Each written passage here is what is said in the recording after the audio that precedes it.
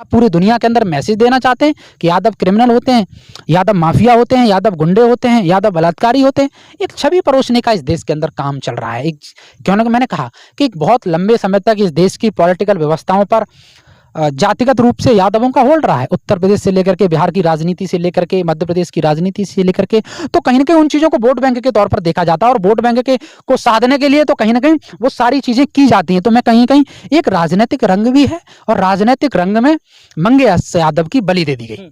तो फुल का आपको 8 मिलेगा, 10 मिलेगा, कमर से नीचे मारेंगे तो 3 लाख मिलेगा, 4 लाख मिलेगा। इस तरीके की कानूनी व्यवस्थाओं में जो भी लाइन ऑर्डर में जो भी प्रावधान होते होंगे, तो ये सारी चीजें अगर उठ रही हैं तो जाहिर सी बात है कि बिना आग के धुआं तो उठता नहीं है। अगर नमस्कार, दंगल टीवी न्यूज देख रहे हैं आप।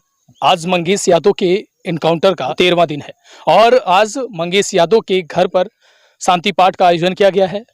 उनका जो शांति पाठ होता है समाज में, जो उनके आत्मा की शांति के लिए पूजा पाठ होता है और 13वीं का कहा जाए तो 13वीं का कार्यक्रम रखा गया है और हम इस वक्त उसी लोकेशन पे मौजूद हैं।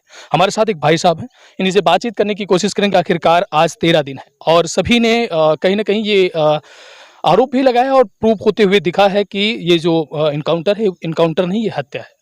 इस मामले को आप कैसे देखते हैं और आज उस परिवार को कैसे देखते हैं जिस परिवार का एक लाल जो है चला गया है और आज वही हाथ जो खिलाते थे कभी मंगेश यादव को, वही हाथ आज शांति पाठ कर रहे थे। आपके तमाम चैनलों के दर्शकों का भी बहुत बहुत आभार और अभिनंदन कि आप इस तरीके की खबरों को निष्पक्षता के साथ दिखाने का प्रयास कर रहे हैं।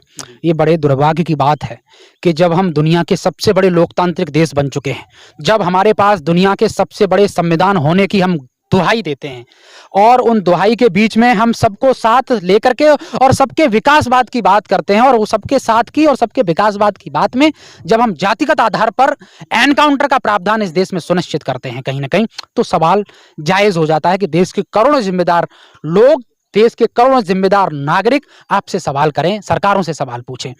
जातिगत आधार पर मंगेश यादव को टारगेट करके एक पूरा, मैंने कहा कि एनकाउंटर को लेकर के एक पूरा आपका कॉन्स्टिट्यूशन का एक प्रावधान होता है, एक नियमावली होती है कि आप अगर कोई बहुत बड़ा क्रिमिनल है जिसका आप एनकाउंटर करना जा रहे हैं तो जाहिर सी बात है कि एनकाउंटर में तो मुठभेड़ होती है, आमना सामना होता है। तो मुठभेड़ में जो प्रावधान होता है वो कोई व्यक्ति स्लीपर की चप्पल पहन करके और वॉशरूम की चप्पलें पहन करके तो नहीं करेगा, लोअर टी शर्ट में तो नहीं करेगा, जाहिर सी बात है कच्चे बनियान में तो नहीं करेगा।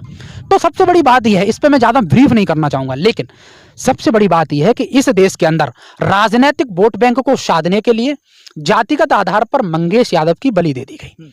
मंगेश यादव पर जितने भी चार्जेस लगे हुए थे, मैं ये नहीं कह रहा, ये जांच का विषय है कि उस पर कितने चार्ज लगे थे, लेकिन कहीं ना कहीं उस पर रातों रात चार्जेस लगा करके और उसको बड़ा माफिया और क्रिमिनल आपने घोषित किया होगा, तभी आपने एनकाउंटर किया होगा। जाहिर सी बात है मंगेश यादव का आप जो भी उसका कानून के आधार पर जो उसके गुनाह थे, पूर्व में आप उसकी परिपाटी को चेक करते, उसके अनुसार जो भी सजा का प्रावधान होता, कोर्ट पुलिस पकड़ करके कोर्ट में प्रस्तुत करती, कोर्ट उसका समाधान करता, जो भी जजेस की पीठ होती वो एक बेंच उसको तय कर लेती। मतलब आपके कहने का मतलब ये है कि आज जो है संविधान को ताक पर रखकर लोगों का इनकाउंटर सिर्फ 5 लाख 10 लाख रुपए के लिए किया जा रहा है। जैसे किसी वीडियो में मैं देख रहा था, कोई ये कह रहा था कि इनकाउंटर भी जो है 5 लाख 10 लाख रुपए का इनाम होता है, उस इनाम के तहत लोग जो करते हैं, इस तरीके से इनाम के लालच में करते हैं, गोली मारते हैं, जैसे पैर के नीचे मारते हैं, फिर सीने पे मारते हैं, इस तरीके की तमाम सारी बातें आ रही हैं कि इनकाउंटर भी अब पैसे लेकर किया जा रहा है, वो भी शासन प्रशासन, जबकि जो शासन प्रशासन का कहीं ना कहीं कानूनी प्रक्रिया होती है, संविधान होता है, उसे ताक पर रखकर अब सिर्फ जाति को टारगेट करके अभी कैसे भी किसी भी मामले को देख करके जो भी जिस तरीके से आड़ नजर आता है उसी के ऊपर ये सिस्टम चल जाता है। नहीं, निश्चित तौर पर, और ये चीज लोकतंत्र के लिए बहुत ज्यादा खतरनाक होती चली जा रही है। अगर यही रहा तो राजनीतिक विद्वेष जातिगत आधार पर शुरू हो जाएगा।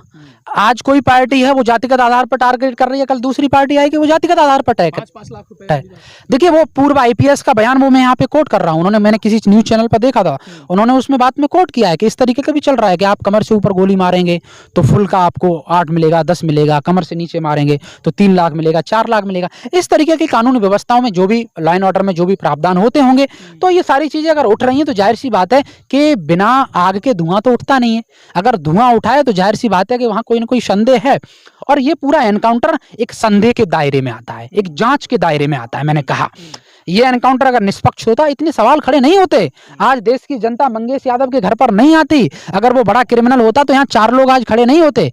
लोग यहाँ पर आ रहे हैं, खड़े हो रहे हैं। एक 20 साल का नौजवान, अगर उसने 2-3 केस किए हुए थे, उसके आधार पर जो उसको सजा बनती थी, उसको सजा मिलनी चाहिए थी, वो सजा का अधिकारी था, वो सजा का प्रावधान उसको बनता था, लेकिन उसका एनकाउंटर का कोई प्रावधान नहीं बन सकता था। आपने इसलिए एनकाउंटर कर दिया कि उसके नाम, जाति के, उसके नाम के पीछे यादव टैगलाइन लगी हुई है, और आप पूरी दुनिया के अंदर मैसेज देना चाहते हैं कि यादव क्रिमिनल होते हैं, यादव माफिया होते हैं, यादव गुंडे होते हैं, यादव बलात्कारी होते हैं।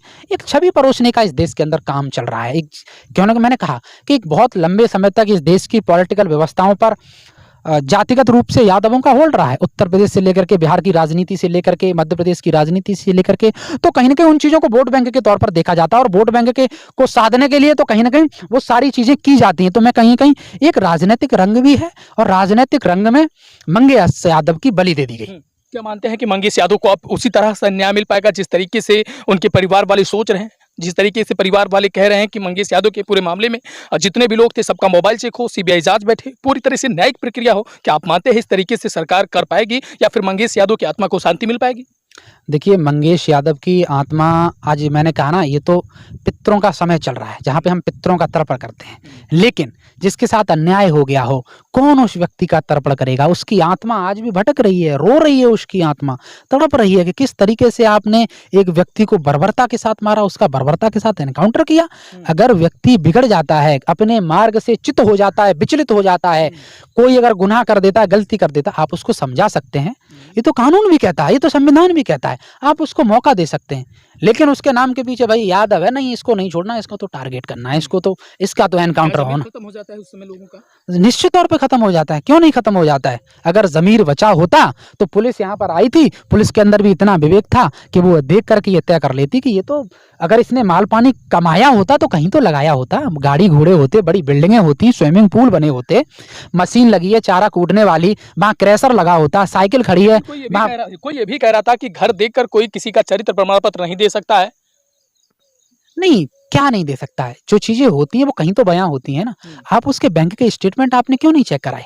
करा सकते थे। आपको मैंने कहा ना, पुलिस को मतलब क्या क्या क्या कहना चाहते हैं आपकी? बैंक का स्टेटमेंट चेक कराते क्या बैंक में जो लूटपाट किया था, या भी जो भी? मेरा तात्पर्य इससे ये है कि हम किसी भी लूटपाट का समर्थन नहीं करते हैं। मंगेश यादव ने जिस भी लूटपाट को अंजाम दिया था, हम उसके पक्षधर नहीं है, वो गलत करते था। लेकिन पुलिस ने जिस अफरा तफरी में, जिस जल्दबाजी में उसका एनकाउंटर कर दिया, कम से कम आप उसके एक लंबे बैकग्राउंड की तरफ जाते, हर एंगल से आप देखते। क्या पुलिस वालों का परिवार नहीं होता है? क्या उनके भी भाई भतीजे नहीं होते हैं? क्या जब वो किसी का इनकाउंटर करते हैं और ये भी जानते रहते हैं कि ये चीज़ें कहीं ना कहीं असत्य है, तो ऐसा कौन सा कितना बड़ा दबाव हो जाता है साहब कि मतलब एक अपने ही भाई की तरह जो है, कहीं ना अदना सा एक 20 साल की उम्र का बच्चा जो जिस तरीके से, मतलब एक सही उम्र जो होती है उस पड़ाव को चढ़ ही रहा होता है, और उसी के बाद जो है इस तरीके की घटना को अंजाम दे दिया जाता है। क्या उस समय जो है जो जमीर होता है, जो हाथ होता है, वो कांपता नहीं है?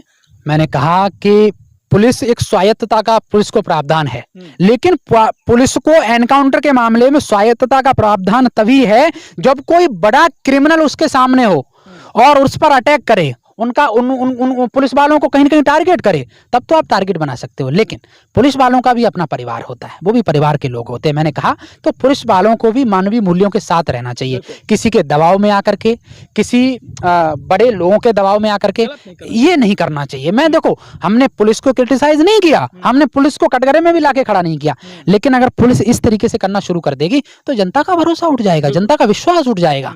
हाँ, लेकिन चाहे यादव हो, चाहे कोई कितना भी बड़ा पैसे वाला हो, धनाढ्य परिवार से हो, कितने बड़ा अपने आप को बाहुबल रखता हो, और यादव हो, अगर वो गलत कृत्य करता है और एनकाउंटर के दायरे में आता है, तो मैं योगी जी से कहता हूँ आप उनको ठोकिए, उसके घर पे बुलडोजर चलाइए, उसको बख्शिए मत, फांसी पे चढ़ाइए, लेकिन किसी पे रातों रात चार्जेस लगा करके उसका एनकाउंटर मत करिए। योगी जी पे भी सवाल उठाए, कई लोग ये कह रहे हैं कि योगी जी का वो जो फोन है, उसी दिन जो बातचीत हुई थी, जो सुल्तानपुर में लूट हुआ था, उसी दिन का योगी जी का फोन, और जो जितने भी उस टीम में शामिल थे सभी लोगों का फोन चेक कराया जाए, और सभी के फोन पर, सभी के मामले पर सीबीआई जांच बैठाई जाए, और सभी को एक साथ जो है इस मामले में कटघरे में सभी को खड़ा किया जाए, और उसके बाद जो है न्यायिक प्रक्रिया से इसकी जाँच की जाए, तब दूध का दूध पानी का पानी होगा। तभी दूध का दूध पानी का पानी होगा। लोअर टी शर्ट, कच्छा, बनियानों और स्लीपरों में इस देश में एनकाउंटर नहीं होने चाहिए। भारत देश दुनिया का सबसे बड़ी लोकतांत्रिक व्यवस्थाओं का देश है। पूरी दुनिया भारत की तरफ देख रही है, यहाँ की कानून व्यवस्था से पूरी दुनिया सीखती है।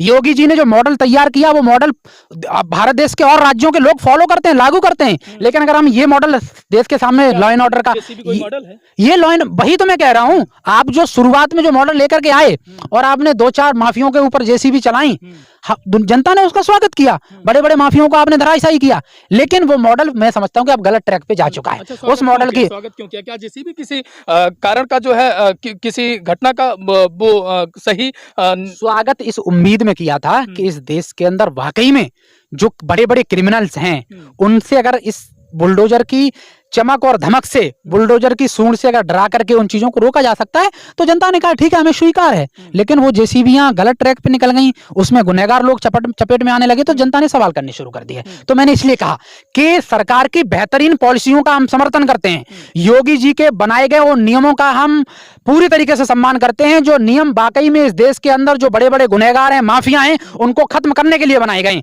लेकिन योगी जी के हम उस एक भी नीति का समर्थन नहीं करते जो नीति मंगेश यादव को टारगेट करके उनका एनकाउंटर कर दे और सीबीआई जांच तय न कर पाए, एसटीएफ 13 दिन के बाद तय भी न कर पाए कि मंगेश यादव गुनहगार था या बेगुनाह था। तो ये चीजें कौन तय करेगा?